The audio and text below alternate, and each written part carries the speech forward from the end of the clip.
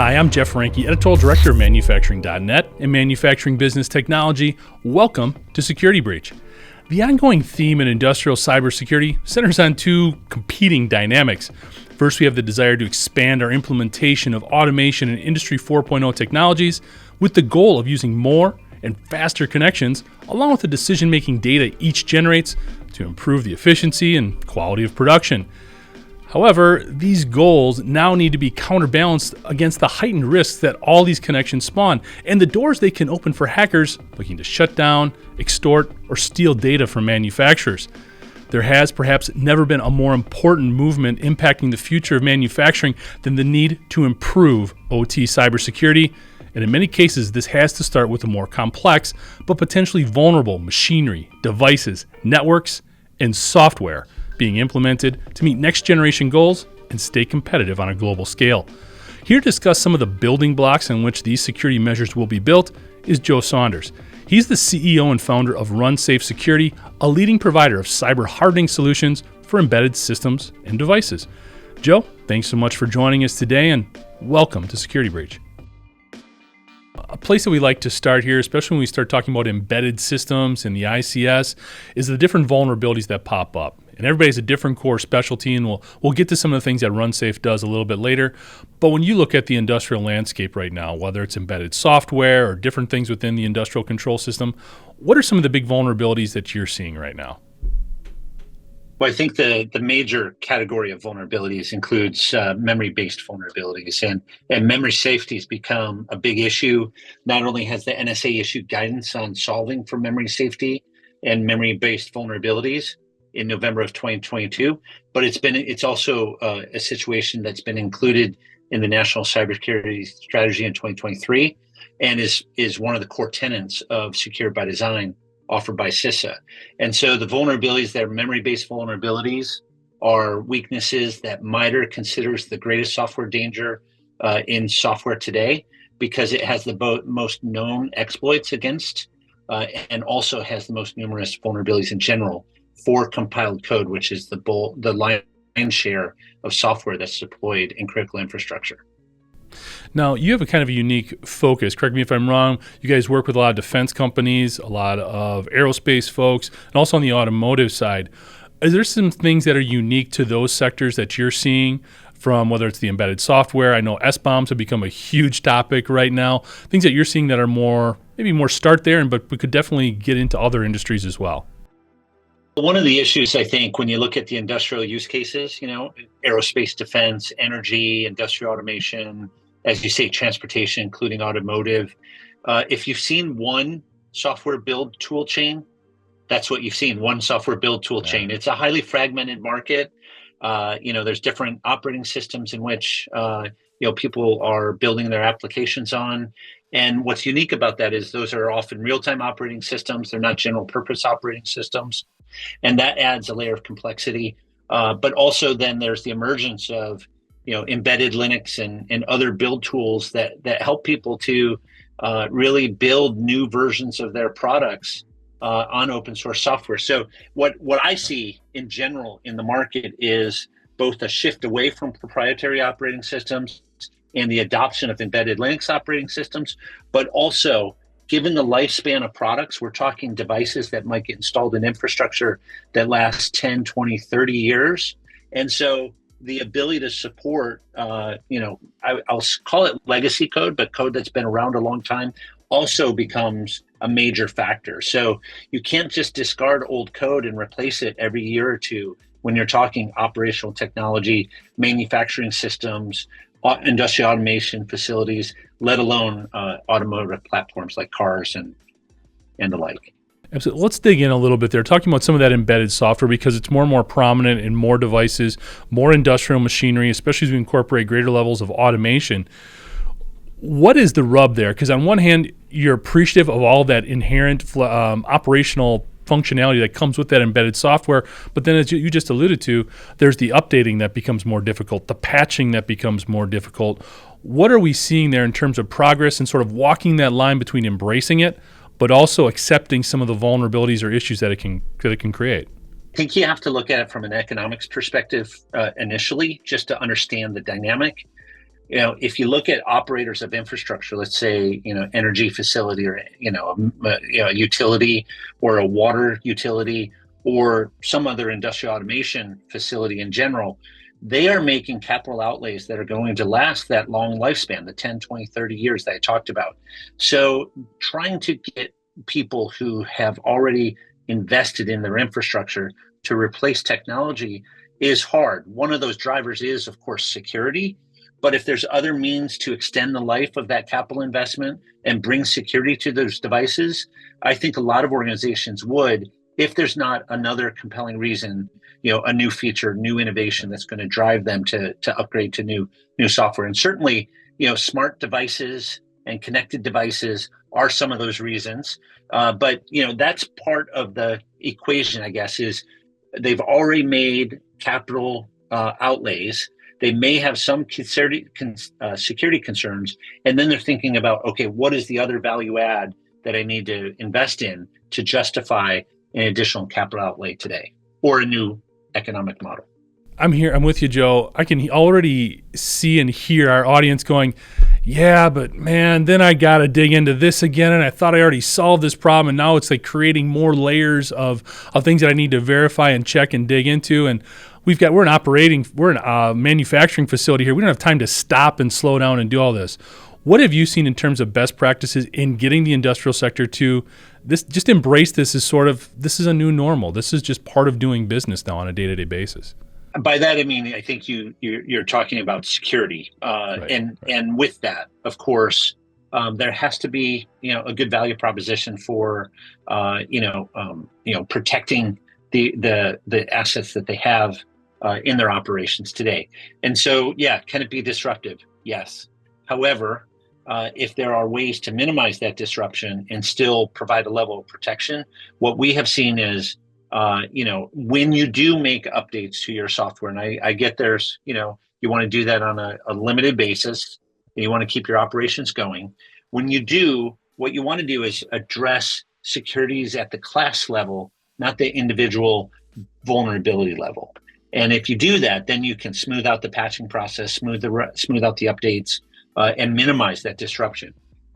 Because the other side of that equation is, yes, there can be a consequence if there is, in fact, a cyber attack. And so as systems become connected, if you're trying to get data from, the industrial automation floor, if you will, and get that operational technology data to understand what's really going on, well, that does create some attack vectors, and it does put infrastructure at risk. And what we've seen is nation states are targeting critical infrastructure. They're targeting, energy grid. They're targeting water utilities. They're targeting all sorts of, other compiled code that's embedded across critical infrastructure. So the threat is also rising, just as the complexity of disruption is rising.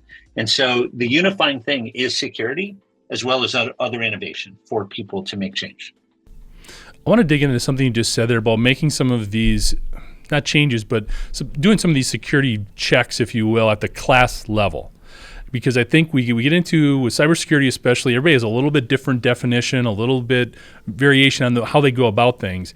And I like the fact that we're not going vulnerability by vulnerability, because that can be so daunting. People want to stick their head in the sand and just not deal with it. So could you dig into a little bit more of that strategy in terms of the level at looking at security and making sure everything is where it needs to be? The conventional wisdom around security is, when I find a vulnerability, I fix it and patch it. And that is the overused metaphor is whack-a-mole, because it's a never-ending game, right? And you just keep trying to chase that, and that's exhausting. That is an exhausting process, because you're reacting to the next great vulnerability. You have timelines to meet and everything else, and it consumes scarce resources also. So if you think about it from economics perspective, if you have an approach that doesn't require a whack-a-mole approach, and maybe it's more to the tune of immunizing technology from cyber attack for an entire class of vulnerabilities, then you can see you're getting much more scale out of your security program, addressing all the vulnerabilities of a certain type. And you do that by preventing the attack against those vulnerabilities instead of trying to defend and instead of trying to patch and fix each individual vulnerability. So in the case of RunSafe, what we've done in that realm, I guess, if you want to think about it that way, is we've made it so even if an attacker gets onto a target, you can't compromise that software because they can't find the vulnerability in the first place. And if you address vulnerabilities that way by, the equivalent of moving target defense, then the exploits fail. And so if you can do that for a large class of vulnerabilities, and again, in critical infrastructure, it's a majority of vulnerabilities. It can be anywhere from 40 to 70% of the vulnerabilities in embedded systems are memory-based vulnerabilities. And if you take all of those off the table, then the good news is those same operators who are worried about patching software, they're really focused on the other 30, 40% that are not mitigated. And that's a much improved economic model for folks from a cyber perspective. Boy, that's a great point. I mean, ROI is so important in terms of getting buy-in throughout the enterprise, throughout the organization, because we see a lot of, for lack of a better term, sort of cyber champions just coming from the plant floor and up through the enterprise, but it gets to that C level, and if they can't see a direct correlation to profitability, it sometimes gets kicked back. But to kind of lay it out the way you just explained it there in terms of what this can do for this type of strategy, it makes a lot of economic sense, and it's going to have greater benefits from an operational perspective as well. Operators, one of the new, programs that CISA is promoting is secure by demand, and arming best practices for operators to ask for security protections from their suppliers. And if the operators can lean on suppliers to harden the software that gets deployed in their infrastructure, then that even makes that case even better because it's included in the products that they're buying. And that starts to improve that overall process between supplier and operator, as well as the individual operations just to update vulnerabilities. And so if you're able to generate a software bill of materials and share which of the vulnerabilities are already mitigated, then that improves communications, but also gives the operator the confidence that you're on top of the problem. So I think that relationship between product manufacturer supplier is key. I think CISA is right to promote secure by demand, really ask operators for their suppliers to do more, and that becomes a shared experience. We've seen that in cloud deployments where it's a shared model. It's a shared model between the cloud provider and the solution provider who's deploying software in the cloud. There's a shared security model there. And part of that responsibility is the operator, in that case, AWS or Azure or Google Cloud or Oracle Cloud, and in any of their customers. There's a shared security model. And I think that also has to get adopted across critical infrastructure between operator and product manufacturer. And secure by design is a good way for people to communicate. And in that process, they can ask about memory-based vulnerabilities, and they can look at software bill of materials and identify vulnerabilities that could be addressed in the way that I was talking about earlier, that asymmetric change or asymmetric shift in eliminating the exploitation of an entire class of vulnerabilities. No, I agree with you 100% in terms of that being a joint effort or a partnership between the buyer, i.e. the manufacturer, and the supplier of those tools. As a manufacturer, okay, that's what primarily our audience is going to be, the one making that purchase. What are some things that they can do to make sure they're fulfilling their role? They're doing their part in that partnership to make sure that everything, whether it's the cloud, like you mentioned, there's tons of challenges there, or the whole secure by design dynamic as we incorporate more of these Industry 4.0 technologies. What can we be sure to make sure the manufacturers are doing their part?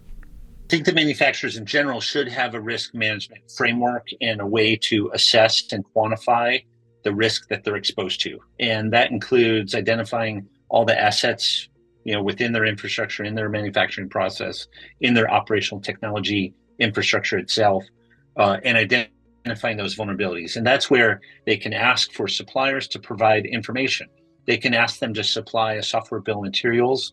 They can use that software bill of materials to identify vulnerabilities or find a solution provider who can enable that information.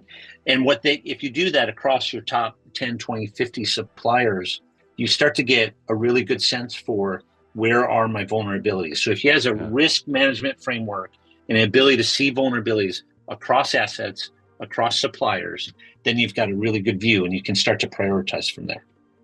But that's a great strategy just because it seems to address a couple of other glaring weak spots at times for a lot of manufacturers, which is asset visibility, understanding what's all out there and being able to see it. I should say asset inventory, and then asset visibility. Both of those things are kind of resolved a bit with that type of approach, or at least supported better than what is in place right now for a lot of folks. Yeah, 100%. And then also, I think part of the key is that dynamic between supplier and manufacturer. To the extent that suppliers are willing to share the software bill of materials, there may be ways for that to be shared without disclosing all the components in their software, but giving them the ability to understand and share and get visibility on vulnerabilities. And the key there, from my experience, has been if you can say, hey, here's the process we're investing in as a supplier, here's the software bill of materials that we're generating, here's all the vulnerabilities that we have identified, and look here's all the vulnerabilities that we take off the table already, and let's talk about what's left over from there, so we can work together to make sure that the manufacturer in that case is protected.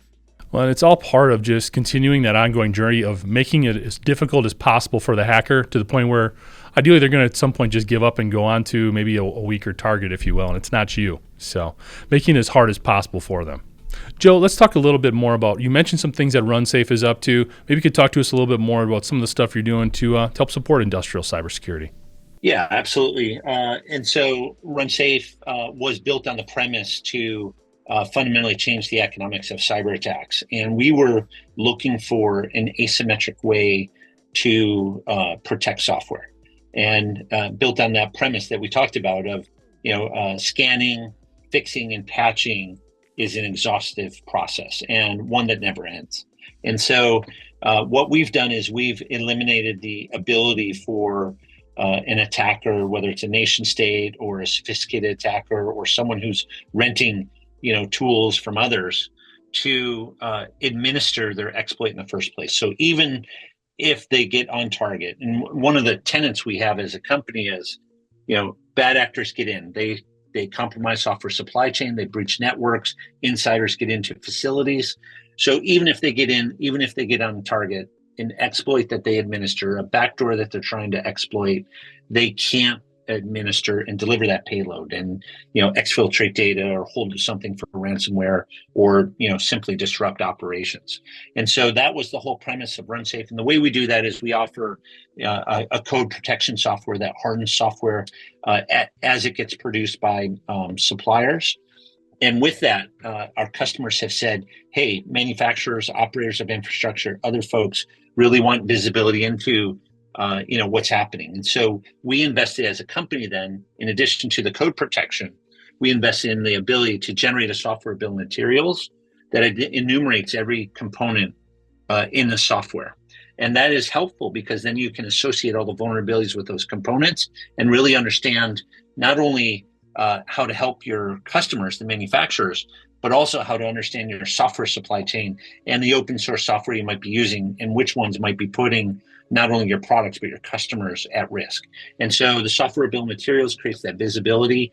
It identifies the vulnerabilities, helps the product manufacturer determine, how should they prioritize what they upgrade in terms of new security protections. And then that all flows through. So at the end of the day, we are a software supply chain security company. We have the RunSafe security platform that identifies risk, protects code, and monitors for software crashes deployed out in the field with a feedback loop into that risk model that we have up front. So RunSafe licenses all of our software on a subscription basis and allows our customers to really smooth out that whole process of operations in delivering software with higher code quality. Excellent. You mentioned SBOMs and supply chain. That's a great connection point to make there in terms of sharing a lot of that information. How have you seen that change maybe over the last couple of years, especially with more high-profile attacks, critical infrastructure, supply chains? We're seeing how a manufacturer gets hit. It doesn't just shut down their operations. It shuts down the retailers, the logistics providers, the delivery folks, and all so on and so forth. Are folks on the industrial side, are they getting better at sort of sharing the information from those SBOMs so that people can see what is and is not covered potentially and try to help each other out? There's definitely a significant rise in the adoption of software bill of materials, in part because of past cyber attacks and the executive order that the Biden administration put out. And so, there is a growing interest in software bill of materials. There's a willingness to share now that there wasn't in the past. So, I would say since 2010, SBOMs have been a thing that have increasingly gotten more and more interest.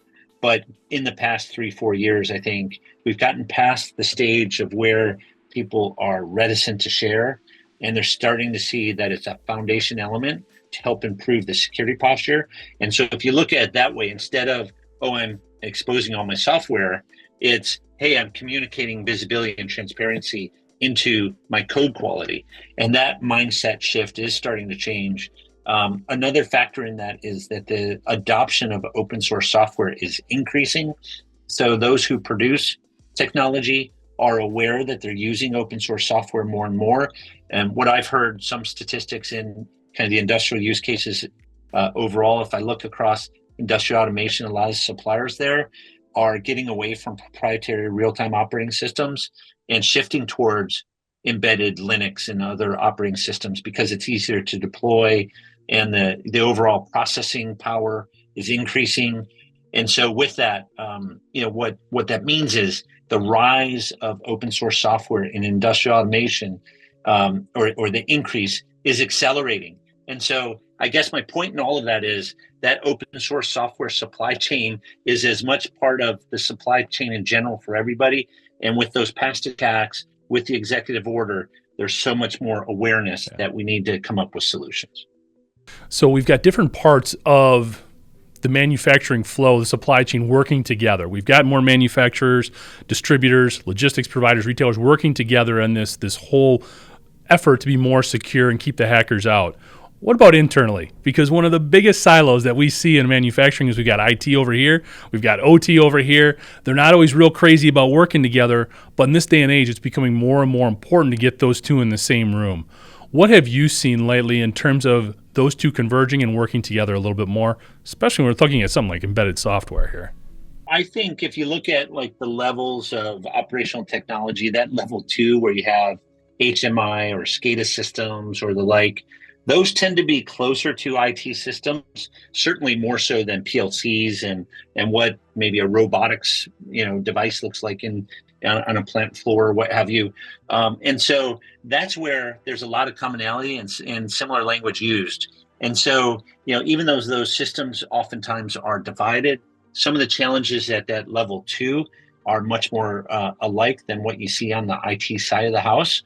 And so I think there's a lot of sharing between there, more and more anyway. And as a result of that, and plus the HMI and the SCADA systems are large attack vectors for OT and for industrial automation.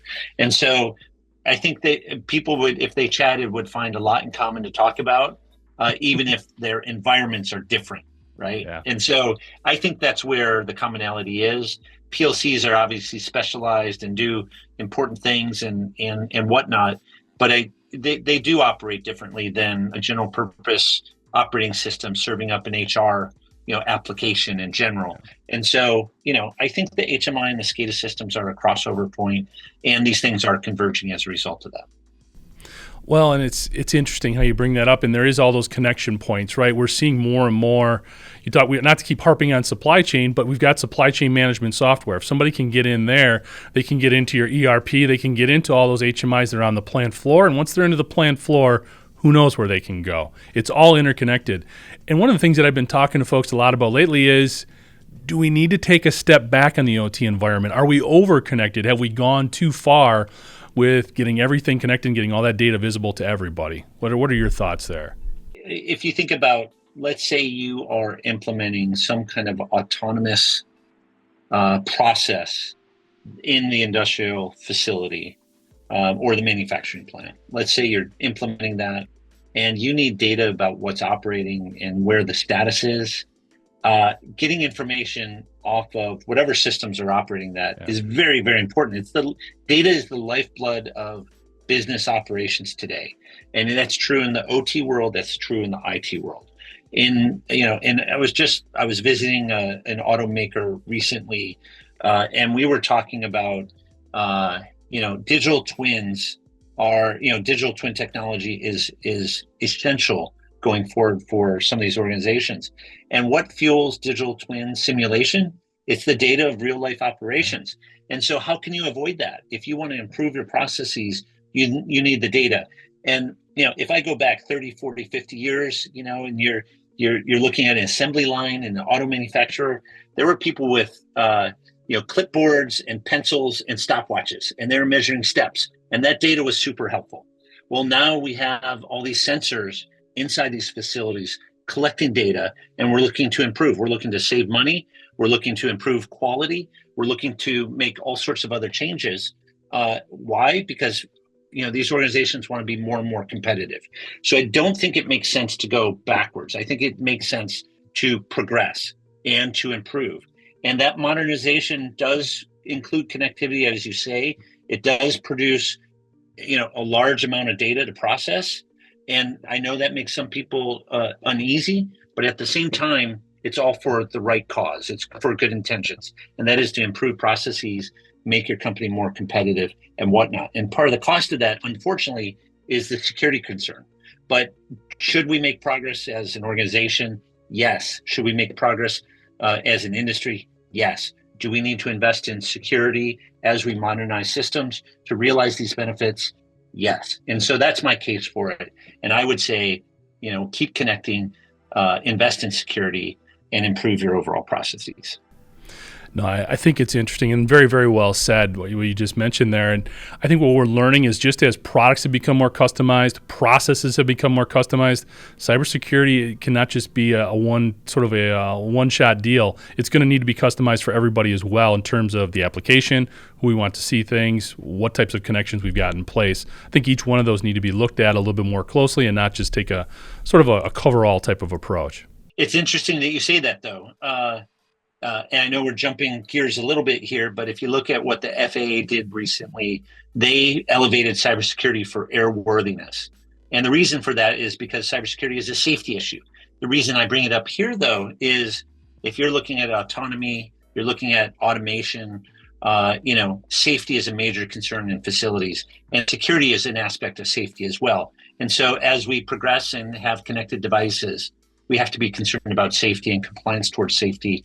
And if we do that, then we can realize the benefits of it. But safety is essential. And I know that that's what drives, a lot of concerns for folks, because one, you want to be in compliance, but two, when danger is part of the consequence and, life is on the line, then safety has to be treated as paramount. So not to steer kind of in a negative direction here, but when we talk about cybersecurity, we have to talk a little bit about the threats that are out there too.